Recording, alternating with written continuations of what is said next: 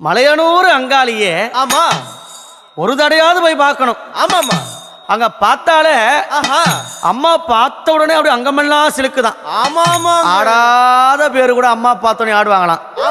அப்படி இருக்கும்போது மலையனூர் போகணுங்க அத்தாளனா பார்க்கணுங்க, மலையனூர் போகணுங்க அத்தாளனா பார்க்கணுங்க. அத்தாள பார்த்ததுமே மருள் வந்து ஆடுதுங்க. மலையனூர் கோவிலிலே மகிமை பாடுது, மலையனூர் கோவிலிலே மகிமை பாடுது. உடுக்க ஒலி கேட்டதுமே உலகம் ஆடுது, அம்மா உடுக்க ஒலி கேட்டதுமே உலகம் ஆடுது.